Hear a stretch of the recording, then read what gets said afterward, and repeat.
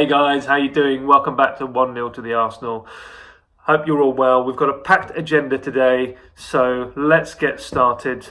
I want to start off by talking today about a new player linked with Arsenal over the past few hours. This story has broken. It's Dan Axel Zagadou. He's a 20-year-old Frenchman currently playing for Borussia Dortmund over in Germany. He's a new player, to be honest with you. I've not really seen much of him myself. I have watched Dortmund over the course of the season and I've seen him play in a couple of matches, but don't know too much about this guy. So let's talk about who is Dan Axel Zagadou. He's 20 years old, as mentioned.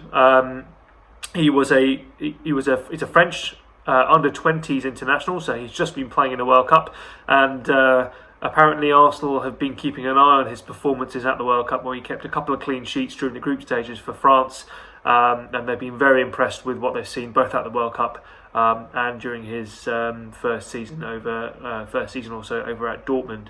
So he's 20 years old, French under-20s international. He came through the youth setup at PSG, so another one of the young French kind of products from Ligue 1 that Arsenal are looking at. Of course, we've looked at and have been heavily linked with William Saliba over in France as well. Again, another 20-year-old young centre back, a hot prospect. Zagadou, again, like Saliba, is one of the hottest prospects in France, or in French football, should I say? And he's actually he's had a really strong first kind of full season at Dortmund. If you look at how he's performed over the course of the season, he broke into the first team back in September, so almost immediately at the start of the season, and he established himself as the first choice centre back at Dortmund, which is no mean feat.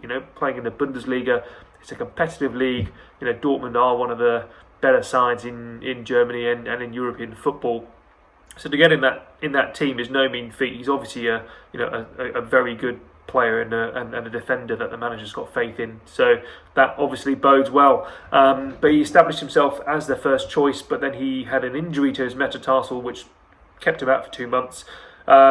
He then recovered his spot, but then had another knee injury, so that kept him out. So he's had a few injuries during this campaign, which is potentially something to keep an eye on. Arsenal's injury history has well documented over the past few years, so that's something to keep an eye on. But he made 23 appearances for Dortmund. He played in the Champions League. He played 4 games in the Champions League, so young player with Champions League experience. How would he fit in at Arsenal? Look, he can play at centre back as his primary position, but he can also slot in at left back. So he can provide cover in that troublesome left back position as well. Of course, Arsenal been linked with Kieran Tierney there, which we'll come on to a bit later.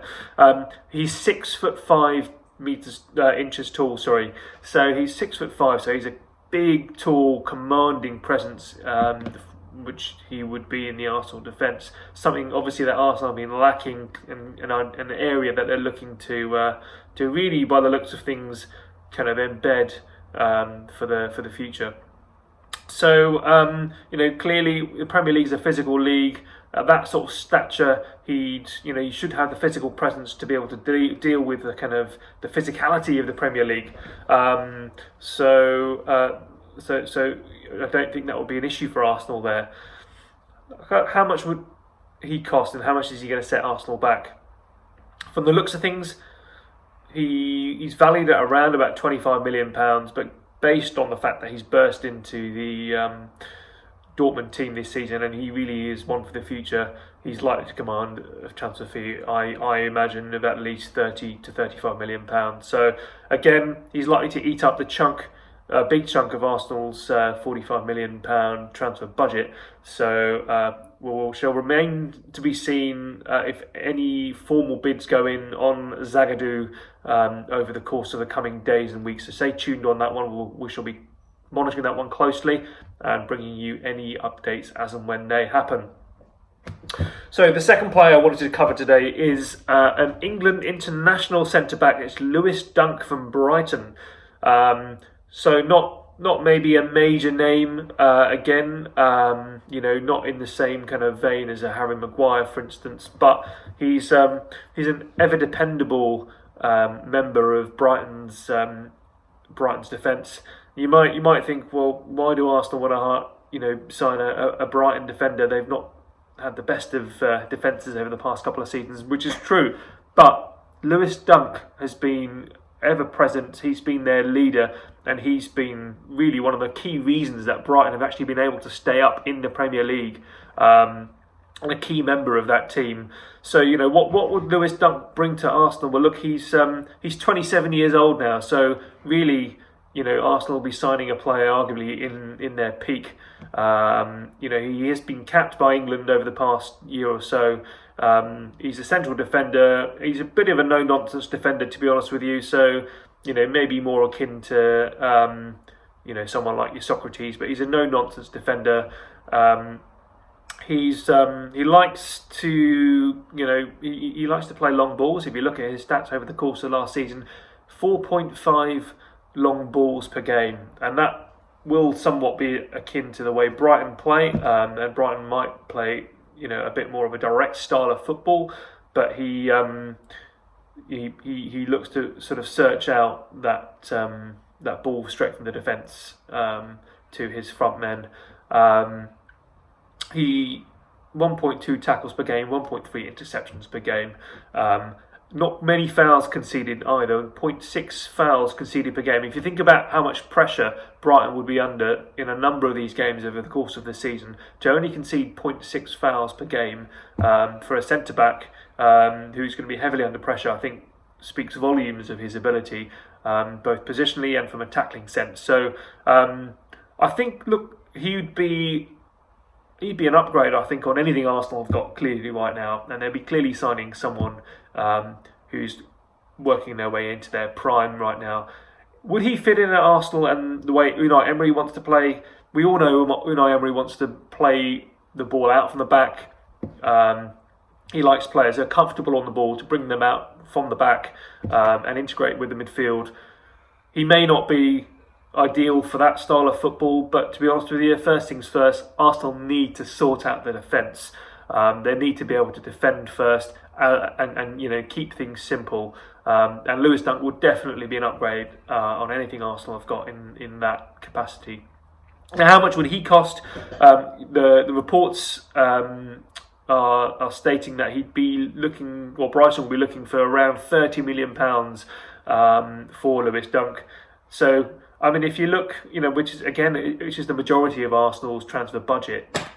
If you look at, for instance, how much Harry Maguire would be going for, he's been quoted around about 70 or 80 million pounds, which is an obscene amount of money. So if you compare that, Lewis Dunk, who again is a potential replacement, reportedly for Leicester if they do sell Harry Maguire, so it's less than half of that value, £30 million. That does seem to present some value in today's market. So, again, another centre-back that Arsenal have been linked with. How many centre-backs have Arsenal been linked with now? If you count them up. In fact, I am going to be doing a video coming up very soon on, what's happened to all of the players that Arsenal have been linked with over this transfer window. I'll be covering all of those. But another centre-back Arsenal have been linked with. Again, we shall monitor this to see if anything develops over the next day or few days on this one, and see whether Lewis Dunk may be coming to the Emirates this summer. Right, the latest on a couple of transfers that have been reported over the past couple of days. First of all, Kieran Tierney. As we all know, Arsenal have put 2 bids in for Tierney. The latest of them, just over £19 million, was rejected yesterday. So it remains to be seen whether Arsenal will come in for a third bid. Celtic, of course, looking for £25 million for Tierney. That's what they value him at, and they're looking to basically hold their ground, and they're wanting the full £25 million. I imagine Arsenal are going to look to come in somewhere between the £19 and £25 million mark. So I can see something around the £22 or £23 million mark, around halfway between the two figures, as a value Arsenal may be willing to to come back with it for a third and potentially final bid. So what has been reported, however, is that Tierney has been offered £70,000 a week by Arsenal. So and that is a major upgrade on what anything he'll be earning at Celtic right now. So Arsenal really looking to splash the cash to make sure that they secure Kieran Tierney. Of course, they've freed up about 400k off their wage bill just from a number of the players that have left the club. Peter Cech, Aaron Ramsey, Danny Welbeck, to name a few. So that's cleared up about 400k. So obviously reinvesting that now for the future. So again, we shall bring you any news on the Kieran Tierney transfer as soon as that breaks. And finally, today, just an update on the Lucas Torreira situation.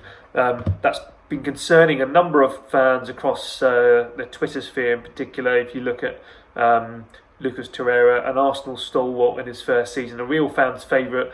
Of course, AC Milan have been heavily linked with Torreira. He's come out recently and said that he's not been adapting to life in England, and he's been struggling with the language, the communication, and just the general lifestyle. So he might be looking for a switch back to Italy. Of course, he was previously at Sampdoria before Arsenal signed him last summer, and AC Milan strongly linked with a potential loan deal of around £5 to £7 million quoted, with Arsenal looking for a buyout clause inserted into that deal, so that AC Milan would have to buy Torreira for around the £34-35 million mark at the end of that 2-year period. So Unai Emery looking to make sure that Arsenal retain Torreira. He sees Torreira as critical to Arsenal's plans to grow for the future.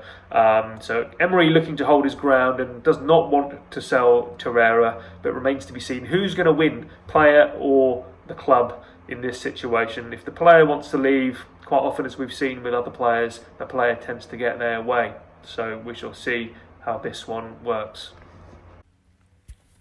Alright guys, let's move on to the final segment of this video, and it's a new segment that I'm bringing in for the first time today, and we're going to be looking at what is the potential Arsenal 11 that could start next season. And this is on the basis of factoring in some of the signings that Arsenal could make, some of those that look to be particularly close to getting over the line. So let's look at what this potential starting 11 could look like as of today. So Leno, of course, in goal, Bellerin and right back, Socrates, probably the best of the remaining Arsenal defenders on last season's performances. So Socrates gets the nod at centre-back.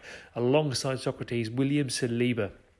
So Arsenal have been linked with a host of centre-backs during this window. But Saliba, to be honest, looks like the one where a deal could be potentially coming in the not-too-distant future.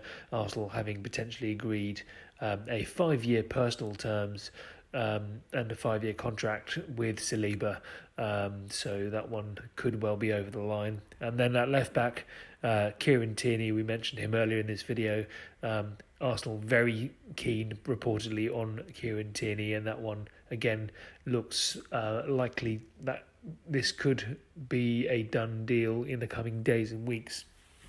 Midfield, that defensive midfield slot, we've kept in Torreira.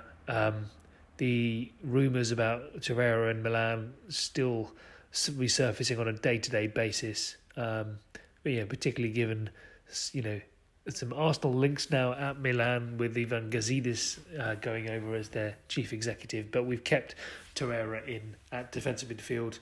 Alongside Torreira, Xhaka in midfield. Personally, I don't think Xhaka cuts the mustard. I'd like to see Arsenal get rid of him and bring in some more mobile, a more mobile midfielder who can carry the ball, who can pass the ball, but who's got some vision and ability to take the ball forward and join in the attack as well as provide some protection for the defence. And alongside Xhaka and Nkunku, this one I've popped Nkunku in here purely really based on the transfer value that he's been reportedly available at. 13.5 million for Nkunku. That looks about the kind of value for money signing that Arsenal will be looking for in this window. So Christopher Nkunku from PSG alongside Xhaka and Torreira midfield, and then the front three of Aubameyang on the left, Lacazette in the middle, and Wilfried Zaha on the right. Of course, Zaha in the last day or two has been reported to be a key target for Unai Emery. Unai Emery, of course, has gone to the board reportedly and asked them for some additional funds, a cash injection, so that they can sign Zaha.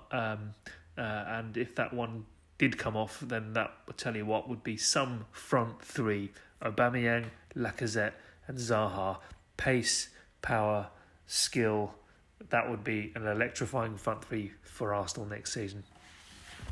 All right, guys, that comes to the end of the video today.